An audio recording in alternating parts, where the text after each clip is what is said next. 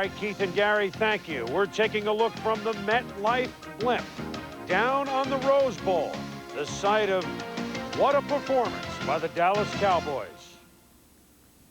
Hello once again, everybody, and welcome to our SportsCenter West Coast style, Hotel California style.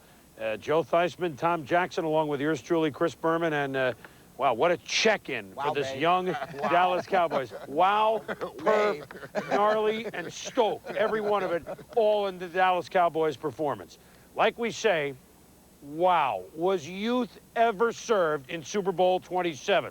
The Dallas Cowboys served the Buffalo Bills a meal that they will never forget. You talk about stopping to smell the roses. The Dallas Cowboys got to smell an entire bouquet as quickly as you could spell the word. We go out to Pasadena, the site of Super Bowl XXVII. That's Thurman Thomas's helmet. He had it on to start the game. The Bills got the opening kickoff. Now that that's out of the way, Darryl Talley and the Bills defense said this would be different.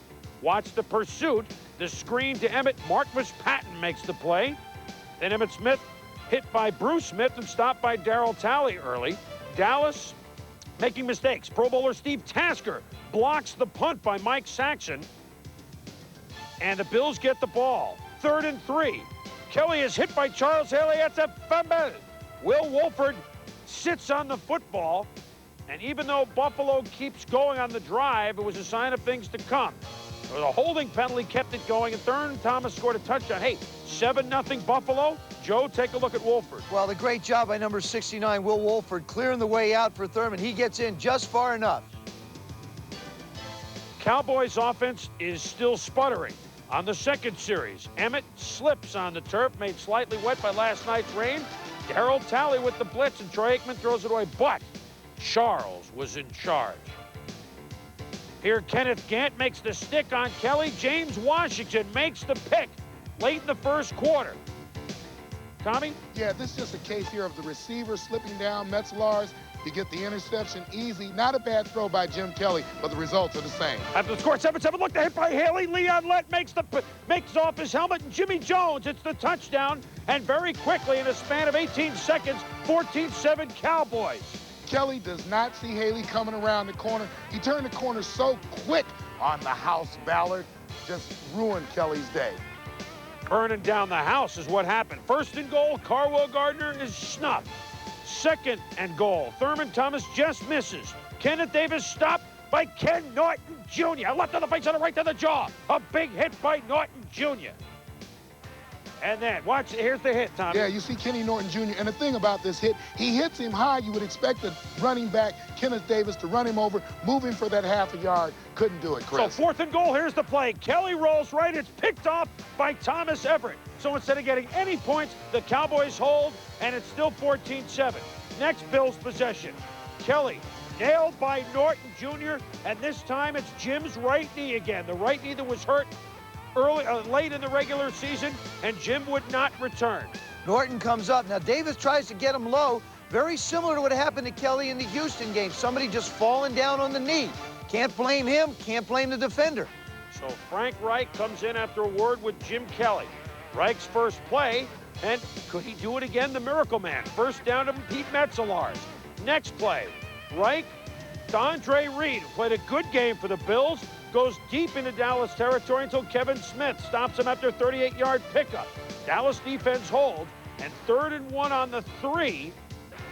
Here's the big play. They stop Thurman Thomas. So after being denied on 4th down once, Barb Levy says go field goal. They do. Christie's kick is good. It's 14-10 late in the second quarter.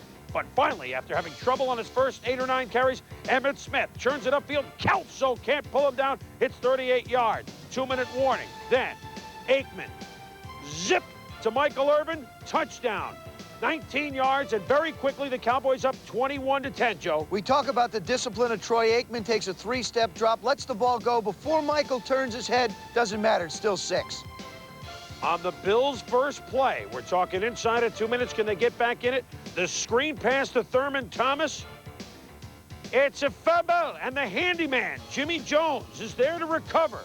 And Leon Lett is the guy here who strips the ball, Chris, but look at the guys around the football. We talked all this week about the Dallas Cowboys swarming defense. There's a good example of it right there. And so they go for the jugular. Right away, Tommy, Aikman, Irvin, look at the move he makes on Williams, the touchdown, and a 14-10 lead at the end of the half is now 28-10.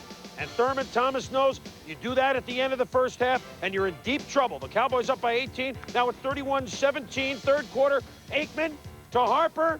It's a touchdown. And, wait a minute, can he do it? Can he do it? It's a slam dunk. It's in for a two-pointer. Bills' next possession. Frank Reich picked off by Thomas Everett, his second of the game. He almost goes a large percentage of the way. Fourth play of the drive. Emmitt Smith goes the rest of the way. 45-10 on the Bills' next possession. Could there be more? You got it. Ken Norton Jr.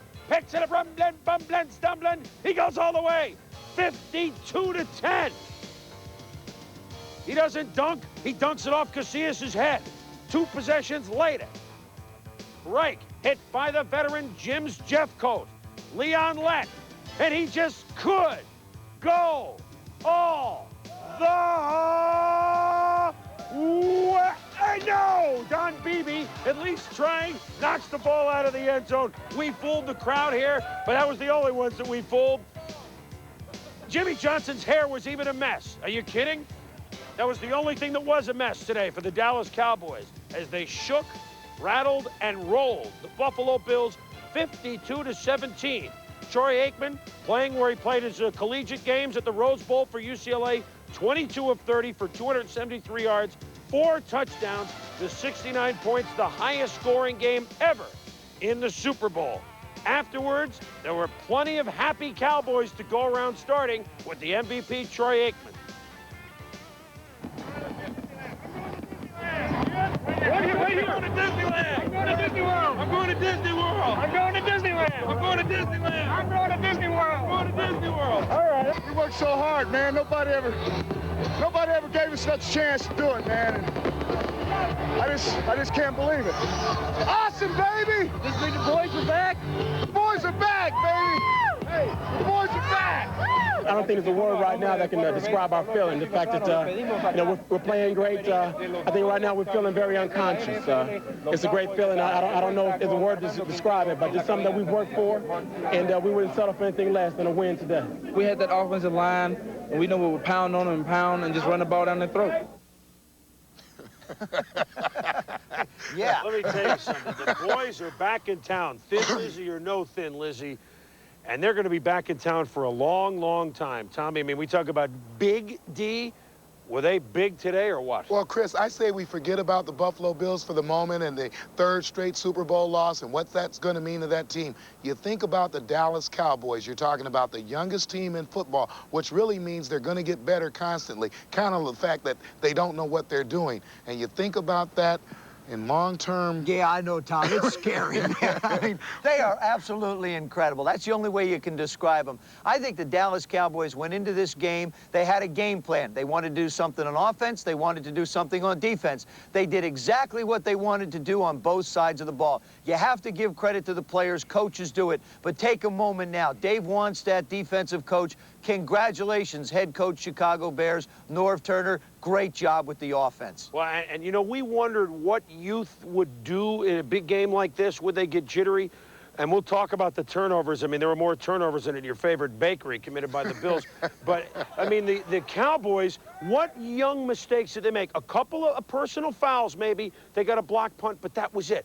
They took care of the football. And if that's the worst they were going to do as the youngest team in the league, what's going to happen when they get experience? I know, Tommy, 17, it sounds ridiculous to pick out one play as a turning point. But there may have been one that turned the tide, of course, into a tidal wave. Well, I think when you talk about the history of the ball clubs, Chris, we went into this game, Joe talked about it during the week, we were probably going to see 2 inappropriate throws by Jim Kelly during the course of the day, and Troy Aikman was going to protect the ball. And I think if there's one play that kind of indicates how the tone was set for the last 3 quarters of the football game, it's the play on the 1-yard line when Jim Kelly now will roll to the right, get the pressure, throw the ball back across the defense, and get the interception by Everett.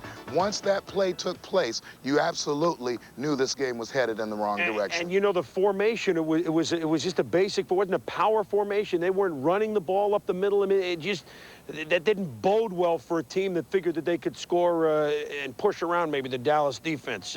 And other mishaps for the Bills, Well, Joe. you know, the other mishap really has little to do with what was executed on the field. What it was basically the fact that they couldn't stand on their feet. All afternoon through the first half, all you saw was cleats being changed on the Dallas Cowboys side. You see Giesick getting some new treads in the pits. Now you go out on the football field, and there's Pete Metzelaar on a blitz. Very key play. First interception that Jim Kelly throws. Was it a bad throw by Jim Kelly? Not necessarily. The fact is, Pete Metzelaar didn't have the right kind of cleats on his feet. We saw Bruce Smith slip. We saw Emmett Thomas Smith. We saw Kenneth Davis slip. We've seen everybody on the Buffalo Bills slip.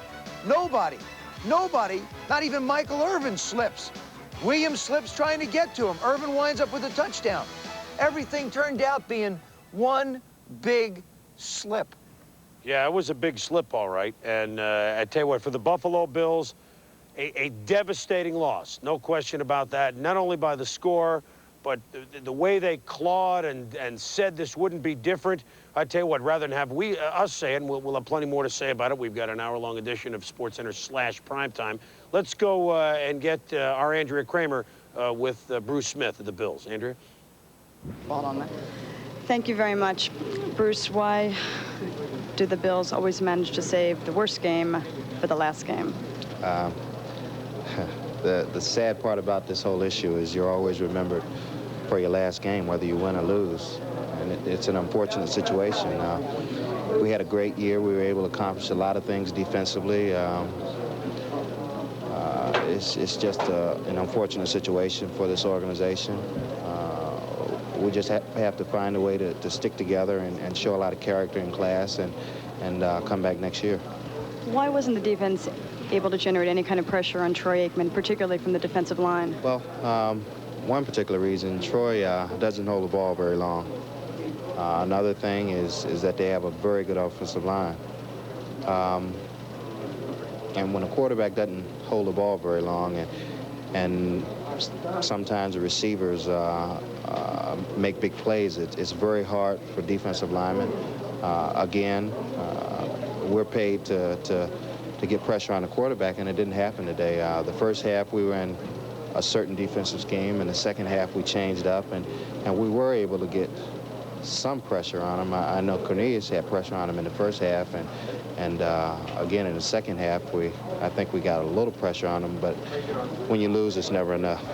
Thank you very much for your time, being such a gentleman and joining us. Thank you. Back to the studio.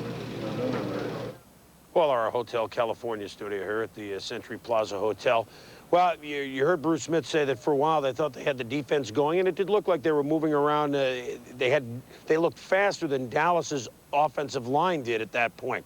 For example, as we go inside the numbers, early on, just as the Cowboys did a marvelous job in shackling Thurman Thomas, Emmitt Smith's first 9 carries netted only 16 yards. But that big run with about 2 minutes to go in the second quarter opened up the floodgates. His last 13 carries netted 92. The C-note for the leading rusher in the NFL, Emmitt Smith, and the Cowboys were off to the races. A tale of two quarterbacks as we get set to come back here to Los Angeles for Jim Kelly.